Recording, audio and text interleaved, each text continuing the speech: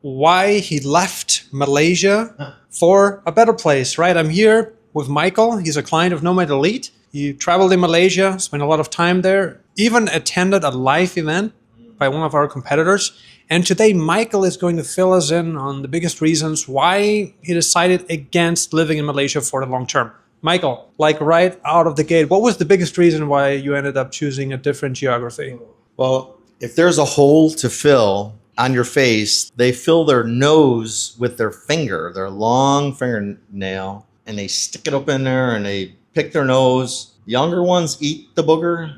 Older ones like wipe it on their shirt or their pants, or just freaking disgusting. And then you got some people that are just like, you're walking behind them and they give it the old farmer's blow, like, and you just hope you're not upwind, man. So these are the same people that are making your food. I don't know. Like, I was really grossed out by it, Gerald. It was disgusting, and I just couldn't get out of there fast enough. Really, I will never go back there again. It's no desire at all. Like, it was absolutely disgusting. I was not brought up to pick your nose and where it was be acceptable. It's funny how you mentioned that, because as we were having lunch before, I pointed out how I had similar experience, and even worse in like mainland China. But in Malaysia, and that's also the case in Vietnam, what's very typical is that they would grow just one fingernail, like 2 inches long maybe, and some of them would even paint it, right? And then obviously there's a whole functionality behind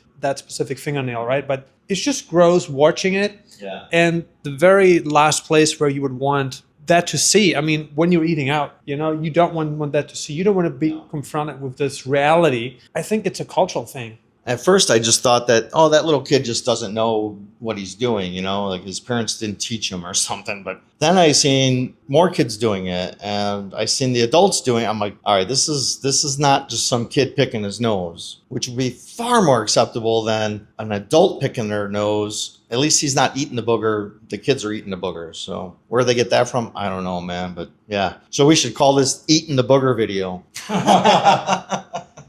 I remember one time when I ate out in East Malaysia. I'm never going to forget that, because it was a very emotional experience for me. I was at the food court there, and I ordered like fried noodles. I don't even know what the name is anymore, but fried kway teow, I think is the name. It was like noodles in soya sauce. I'm never going to forget that picture, because the man who prepared it, a sleeveless shirt, right? And he was using the spatula to scratch himself here, right?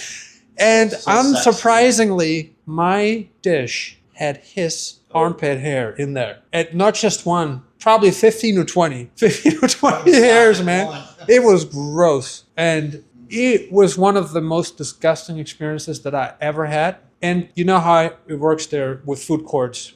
You go there, you order what you want, and you pay first. That's how they get you. You don't pay after you ate, you pay before you eat, right? That's the problem, man. And you have no right to complain. You have no right to get your money back, right? But a very just nasty experience overall, right? Now talk to me about the food quality overall in Malaysia compared to where you're now here in Paraguay. Where is the food more delicious, healthier, and just more appealing overall? Well, I mean, hands down, the beef here is amazing.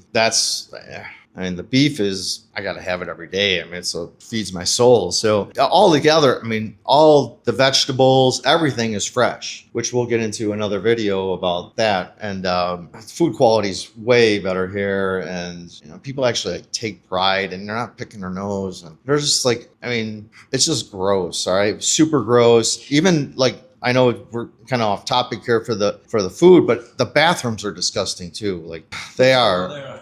I mean, it's really bad. I mean, it's like, yeah, just leave it at that. Use your imagination. It's really disgusting. And then take your imagination and 10x it, because it's really, I couldn't wait to get the hell out of there. And even when I left, the airport was, I'll never forget this. The flight was canceled. There was no direction in what to do. Nobody knew what to do. So we had to have an electronic visa to get in. Okay, cool. I understand. But then the flight was canceled after 6 hours plus. Okay, I get that. But then nobody knew what to do when they got everybody off the plane. So everybody's like, well, what do we do? So we had to figure this out ourselves and what to do. And so we actually had to create another visa online, and just so we can come back in, because they counted us going out already. So then we had to come back in. We had to figure us all out. Like, nobody told us what to do. like cuckoo, man.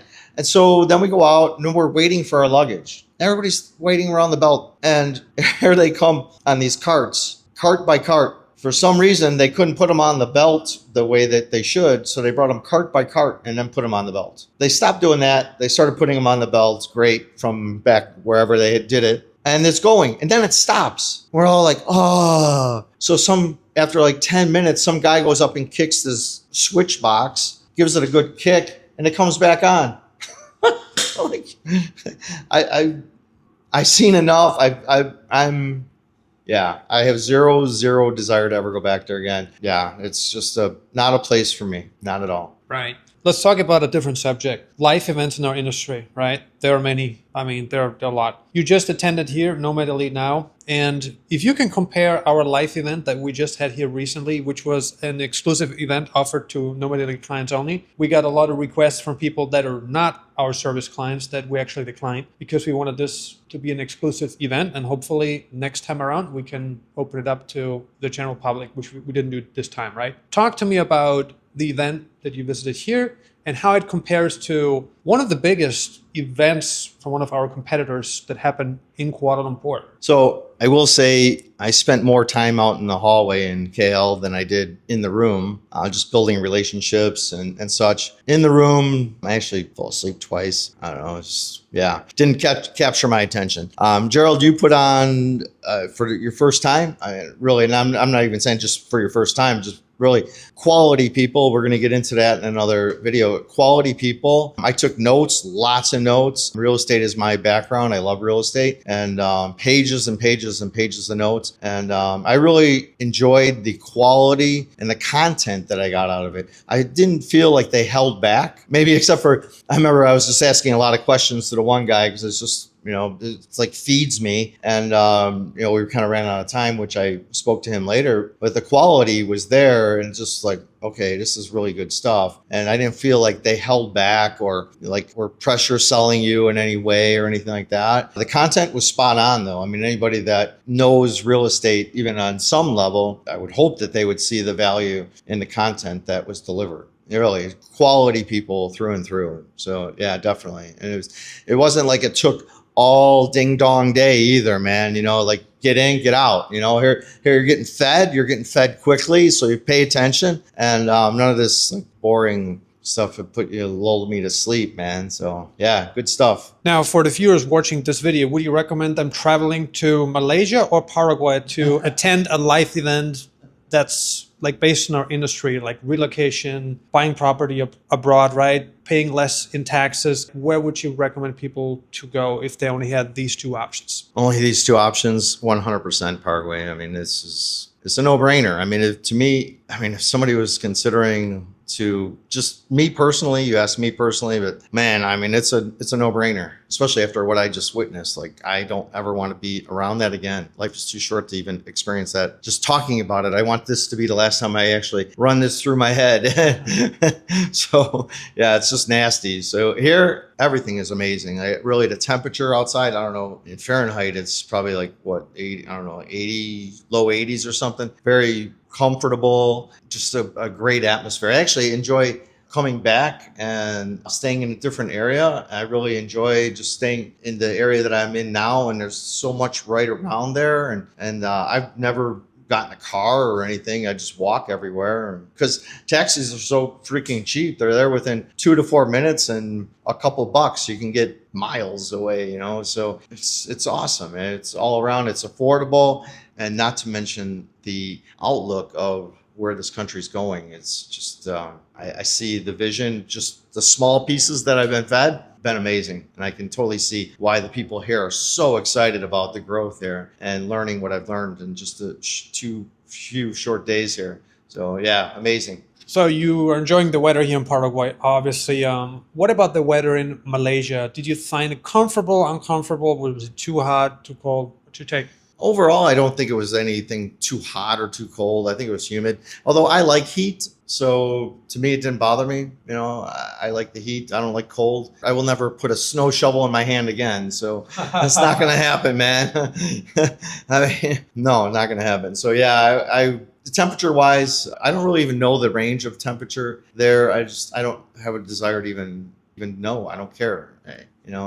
Here is, yeah. I mean, I was here was February, March or so, I think it was this year, and it was hot. I think that's the heat, the highest temperatures, and I liked it. I walked everywhere and enjoyed the walking. I like walking because I could see things that you wouldn't normally see if you're sitting in a car. Yeah, experience things, and yeah, there's a way better experience here. I'll be back. What were some of the best points of being in Asia? And now specifically Malaysia. What did you like the most? Networking, even though that's not specific, but networking. Yeah, I met some really cool people, and that's, if I didn't go, I would have never met these people. So I don't know. There's a saying like you're just one person away from blank, whatever that may be. Maybe it's something that you're searching for, or something that you didn't even know that you were searching for. Maybe it's something that somebody challenges you, a takeaways in that way, but really nothing to do with Malaysia at all. To me, it's about the relationships. Now, you've spent time in other Southeast Asian countries too. Are there any specifically that you could mention where you would say I had a better experience in those countries than Malaysia? No. It's interesting. I've been asking these questions to other people too, and it seems like the mentality around Southeast Asia has changed drastically since the past health crisis. There was a whole craziness surrounding the visa shutdown associated with the MM2H program that turned a lot of people away from the region, specifically from Malaysia, which didn't really happen here. If you ask people here what happened during the past health crisis, they will tell you, well, we had a pretty strict lockdown for about 3 months where they took it really hard and then they relaxed. So it was kind of similar to living in Texas, where they also had it for a very short time window, but nothing like in Southeast Asia. Are there any final thoughts you'd want to pass on to somebody that's considering visiting or moving to Malaysia? Definitely, I would not consider moving there unless you've actually spent time there. I mean, that would be really foolish to do. For me, no. I don't enjoy the food. I don't enjoy nose pickers, booger eating. I didn't enjoy any of it. Really, even after the networking, I wanted to get the heck out of there, man. I just want to get out of here. So yeah, I stuck around for a little bit longer. I was going to go somewhere else, but I'm like, oh, that's actually rainy season right now, so I'm not going to go. And might as well stay here and hang out in a hotel or something. But I don't make it sound like it's that bad, but it really is not all that great. So it's not a place for me. So you would say Malaysia is overvalued and it's over-promoted? I don't know enough to even comment on that. It's just, even if you had the money, I wouldn't spend a day there. I will say to answer your question, the one thing that Malaysia does have, very good health system. Now, I went to, interesting enough, spoke to somebody after I went. It was, as they called it, that is the 6-star hospital. I'm like, 6-star? Did I hear that correctly? Yeah, that's the hospital that people cannot afford to go to that live there. Okay. So they did a complete scan of the body, blood tests, all kinds of EKG. I mean, they did a complete scan of the body, very thorough scan. And I was in and out of there with the doctor, talking to the doctor at the end of it in less than 5 hours and under $500. So if there's something good, but me, I wouldn't even go there for that. It's just, no, I'm not doing that. It was convenient because everything is all in one spot. I mean, literally, sometimes you didn't even sit down and they're calling your name. It was bam, bam, bam. They get you through quick, and so that was definitely a positive, but that positive does not outweigh all the other boogers. Do you think the healthcare system is that good because people get a lot of food poisoning and bacterial infections? What do you think? Maybe that's why they have the healthcare there, because of the booger eating. I'm not sure, but it's kind of gross, really. We got to stop talking about this booger eating stuff, man. Now, we helped you get your residency in Paraguay. I just came back from Punta Cana, the Dominican Republic. The service was 5 stars. I'm not going to say 6 stars. I don't want to exaggerate, but everything worked perfectly. Great standard, the food amazing, the quality of the whole compound. I mean, the beaches, very pretty, So there are a lot of places here in Latin America too where you can settle down, where you can actually get residency, unlike in Malaysia where it's almost impossible, you know. So if you're interested in getting a residency permit somewhere in Latin America, like Paraguay, Panama, Uruguay, Argentina, Bolivia, or the Dominican Republic, book a consultation with me today. Go to nomadelite.com and click on book a consultation. I look forward to talking to you and helping you obtain residency in Latin America. Thank you so much, Michael, for coming. I appreciate it. And look forward to discussing more with you now. Thank you. You got it.